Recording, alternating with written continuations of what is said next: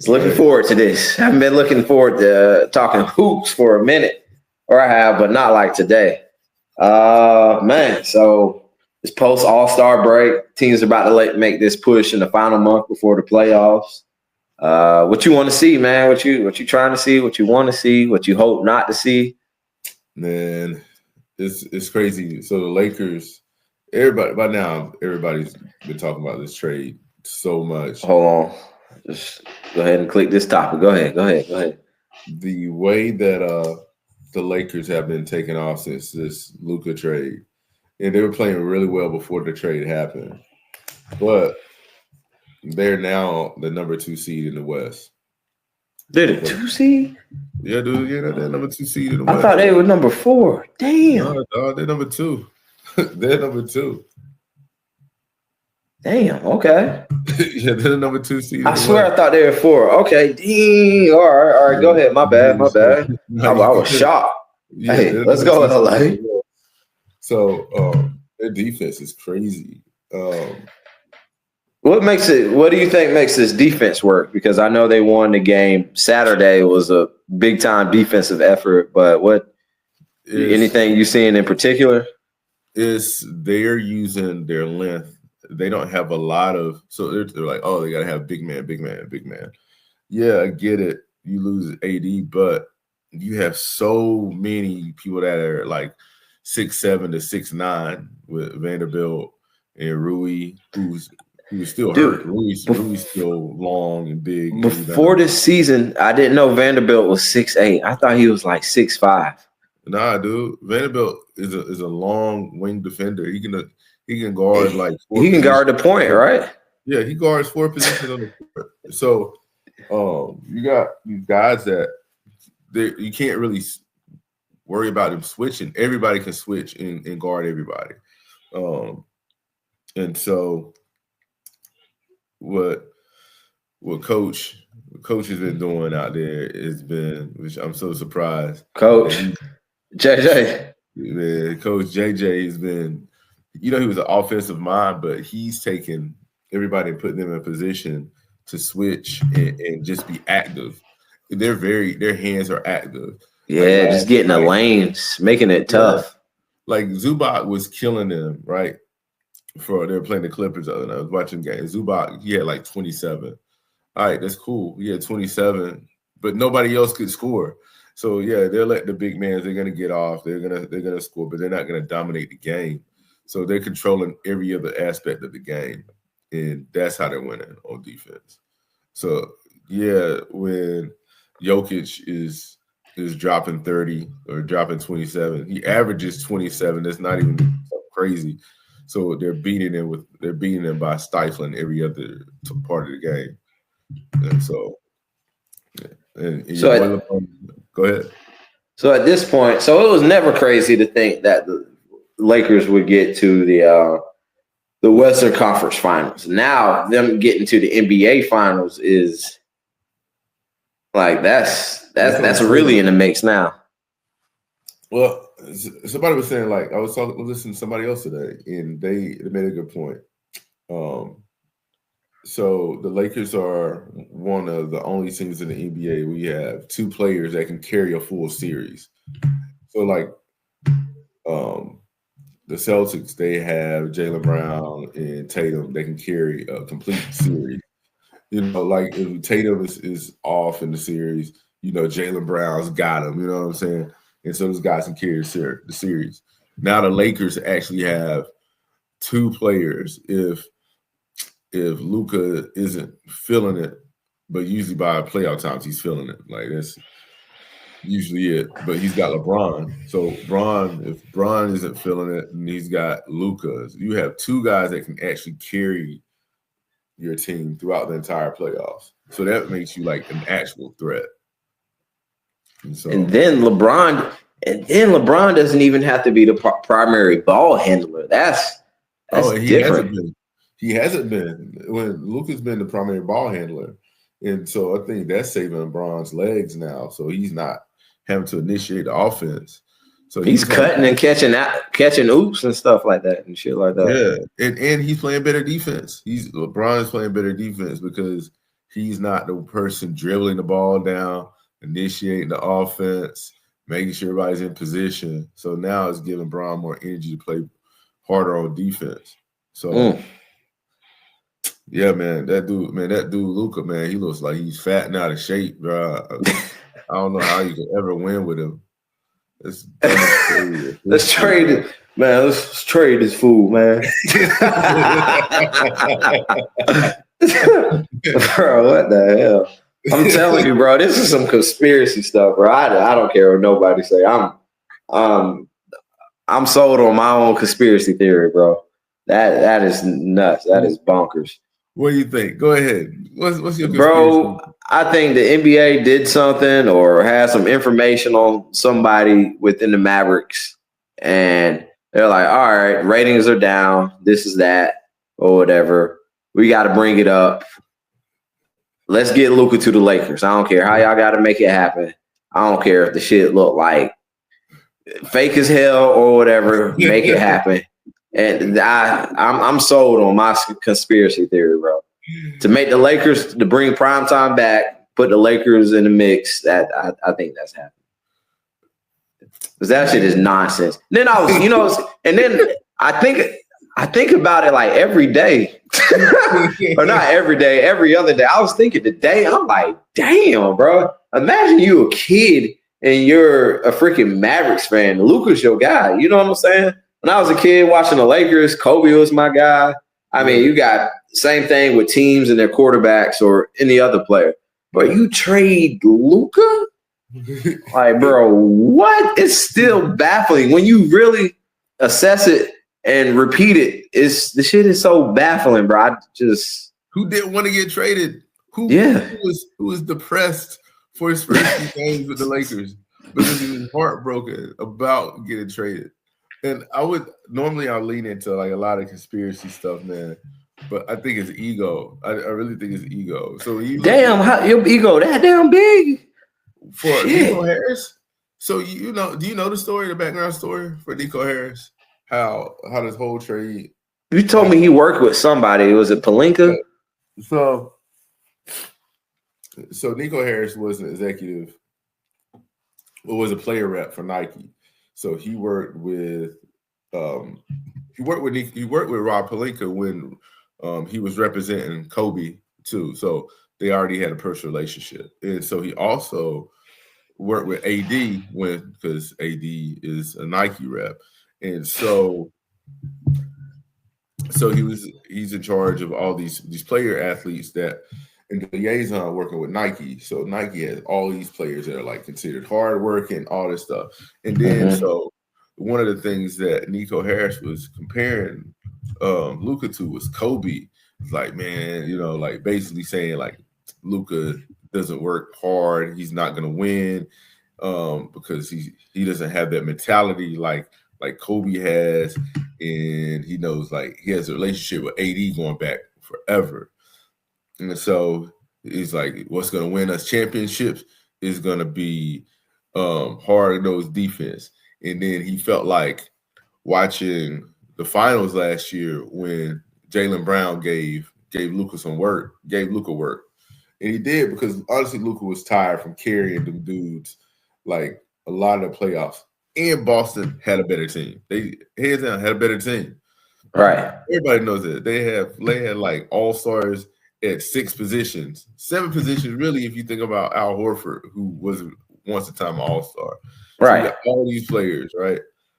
But after the finals and then watching Jaylen Brown give Luka some work, and they're like, Jaylen Brown is a great two-way player, blah, blah, blah, and Luka will never be a two-way player, blah, blah, blah. And so basically he fell out of love with having Luka as his number one option. So this is really one dude.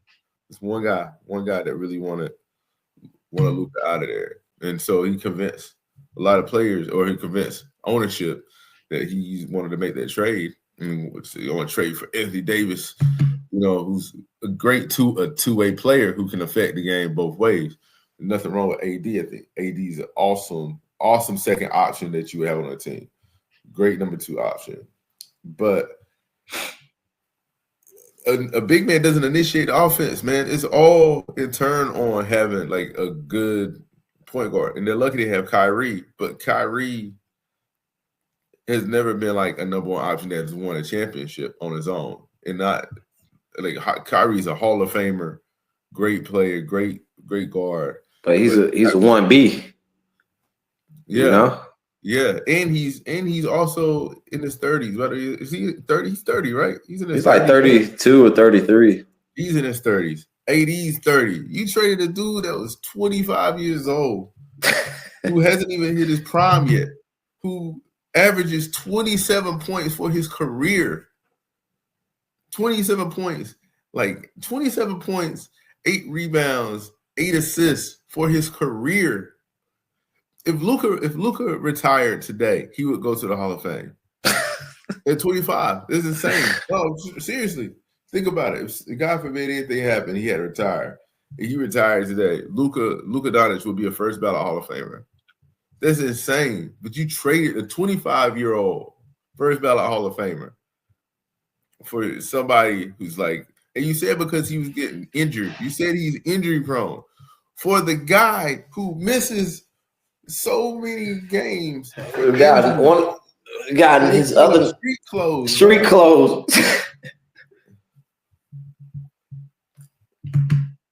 Yeah, okay. Can never get over this. You said you're never gonna get over it? No, man, dude, this is nuts. I'm a Lakers fan, bro. So I mean, I'm happy. My Luka jersey should be here any day. Let's go. For real. So all right. So I know the Wembyana news is fairly old. He had the shoulder clot or something going on with his shoulder. Blood clot. He's out. Blood clot? Yep, hit a blood clot. Okay. And also Joel is out for the season. And his injury is a knee injury with Joel. Yeah. I mean, Joel's had knee injury issues before he ever stepped onto the court. So, I mean, I'm gonna say one thing. So I put Wemby on here for a reason. You know, it's hard to say what it should be like or how often you should be injured when you're 7 foot 2 inches tall. Yeah, playing a sport that requires you to have so much plyometric movement, just jumping, running, cutting, and whatnot. So, I mean, I'm gonna give Joel some slack on this right here. It's like the story, the boy who cried wolf. You know, it's just happened so often and whatnot. And I remember he hurt his face one time. I remember one time he missed the game because he had a tummy ache, bro. I was like, what the hell? I swear, you can look this up. Joel sat out a game because he had like a stomach ache. I'm like, bro, what? Yeah. Yeah. I mean, Joel is tough.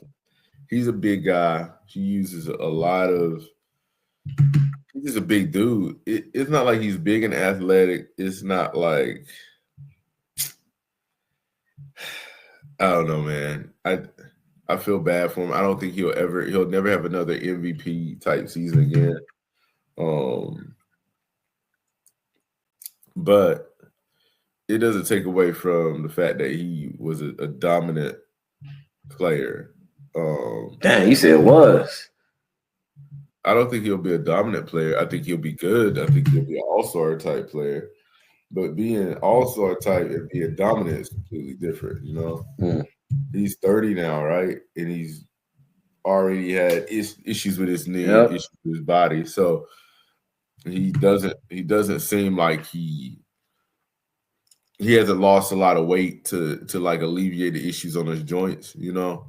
So as big men get older, they start breaking down like naturally because you're putting so much action and stuff on his body.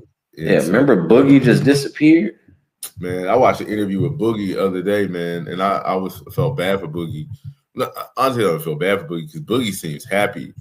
The way stuff kind of happened with him, he could actually still be in the league if he found the right situation. But Boogie's over playing across the world. He was talking about how much money he makes traveling, playing overseas, get to experience different things.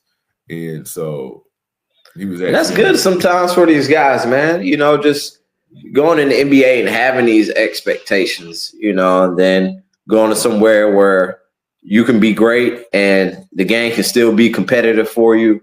You can be one of the guys and make money. Like, bro, it's like, who was it? Stephon Marbury. I remember he was like the go to China or something. Yeah, the giant statue built in China, bro. Hey, bro. He had a statue in front of his arena, bro. It's like, why would you play in the NBA if, you're dealing with this and in China, you goated. Yeah, 100%. Why come back, man? And it's like when Kimba left the NBA, he was playing in this like little small country in Europe. I forgot. It was beautiful. It's somewhere in between like Italy and Greece, but they were in the Euro League. And he was showing pictures of what the country looked like. That dude was playing in paradise, making millions of dollars. And you're like walking out on the street and you're a celebrity and people treat you crazy. And so if you watch those Euro League games, bro, those fans are crazy for Euro basketball. And that's tough. That's tough hooping too. Yeah, they ball for real, man. So I hate when people are like, oh, that guy's gonna go to Europe. So what, man? That dude he's a young, 9 times out of 10, young black man getting money, traveling, experiencing things that people will never see in some countries. So like that's dope. I think it's dope when players figure out a way to extend their career. Honestly, Paul George should be in Europe right now. Like they getting money. Like that job be funny. If think about like this. There's players in the NBA right now that we're like, man, that dude's playing like trash. But and they're like, man, they should be making this money, blah, blah. They're playing like trash, whatever, they're older. Cool. Take them out of the NBA and stick them over there in another country and let them just ball out and make their bread. If I was a dude at the end of my career, once I got to like 32, 33, unless I'm Steph or LeBron, I'm right. It's time for me to go travel and see something with my family. And so that's what a lot of dudes are doing, man. Shout out to the guys that are hooping overseas, man. It's like, I know growing up, we used to be like, oh, that dude, he couldn't make it in the league and he's playing overseas, ship him to China. Man, those dudes are living. Those dudes playing in the Puerto Rico leagues right now, hooping and enjoy their life. So they love the game. They love the game and figure out how to hang on. All right. Sure enough. All right. And the last topic, you brought this one up. Ant-Man talent wasted in Minnesota. So, all right, one thing I got for you. Do you think players of his tier and like him and Giannis, do you think, let's just say those two, do you think these guys will stay in their cities for much longer? Giannis, yes. Ant-Man, no. And Giannis, I think, is in a different situation since he already has a championship ring. And he's like a father with in a community that like he's an immigrant dude that came and found like a home here, you know what I'm saying? And he's beloved and they do whatever they ask him to do anyway. So right. I think for Giannis, the situation is different. And he already has a championship. And they're a relevant team, right? Right. But I think for Ant-Man, who he needs to be in a situation where he's pushing the finals, you know what I'm saying? He needs to be in those situations. Minnesota, that trade last year, the New York, that cat trade, man, that was dumb. That was a dumbass trade. And I don't even curse. That was a dumb trade. So if you think about they kept Rudy Gobert and now they bring Rudy Gobert off the bench, but you got rid of Cat, who's all NBA talent. It's dumb. For Julius Randle, who plays well when he's healthy, but that's still not the fit is kind of weird too. So, and then the Knicks didn't get better either. The Knicks are still. Well, I thought you said the N-word. My bad. I was like, oh. He said the Knicks. He said the Knicks, y'all. He said the Knicks. The Knickerbockers. They're not really any better than they were last year. Talent-wise, they have a good team. Coach Sims needs to figure out how to beat like good teams. Like they're killing all the teams that aren't the Celtics or the Cavs or the Bucks. Anybody, they're like murdering everybody else.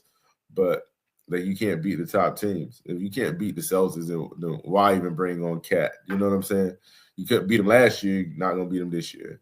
You don't have to worry about the Sixers.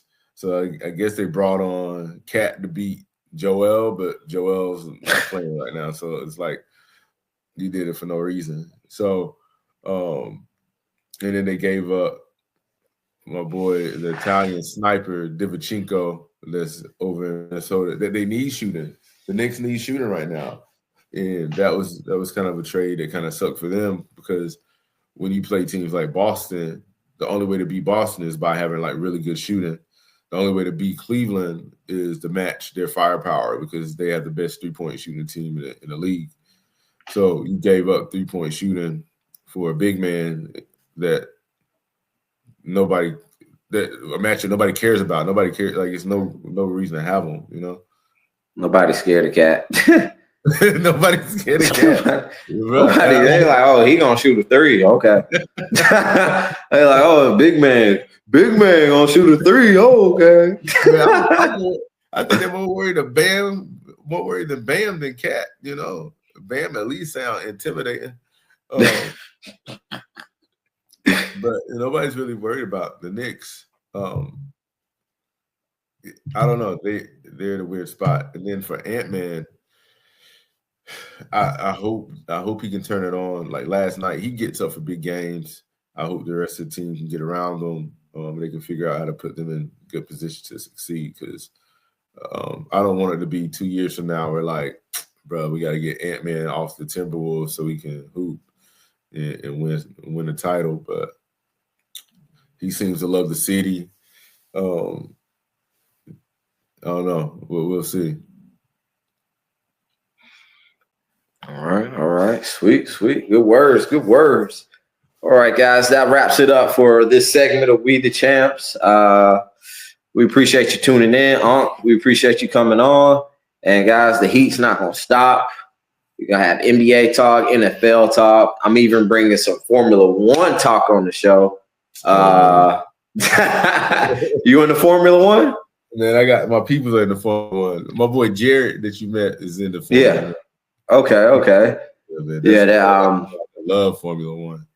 Yeah, they had some big moves in the offseason, specifically with Hamilton, Lewis Hamilton going to Ferrari, and they have some new drivers in the on the teams now. So it's hot. Yeah, Formula One is hot right now. And then MLB's in spring training. We got that going on. A lot of faces in new places. And what else? Oh, March Madness. Yep. March Madness. It's coming up. Talking about hopefully the Hornets suck bad enough. Maybe they'll get Cooper Flag. That'll be dope. They need something. Boy. They need something. If you watch it, go watch it tonight, man. Just think, man. If they had real quick before you get out, they have Ball, move Brandon Miller to the 2, and then you have Bridges, Flag, and Mark Williams, soft self. I'm just playing. Shout out to Mark Williams. Yeah, Mark Williams. Who's Bridges at the 3? I would have Bridges. You want to have him at the 4? Miles Bridges at the 2. Ingram's a 3, right? What? Ingram, yeah. I'm saying Ingram. Miller, my bad. I'm thinking Brandon Ingram. Nah, man. Miller's you can move Miller to the 2. they're both wings. I would move Miller to the 2. He would be a tall shooting guard, almost like when PG was playing 2 guard, because they had PG playing 2 guard for a while. So I would move Miller. He's 6'9", but he plays like a 2 guard, and he can move well. So I would move him to the 2, and that way you have a backcourt of Brandon Miller and Lonzo Ball. Then you have Bridges. He wouldn't have to play 4 because you would have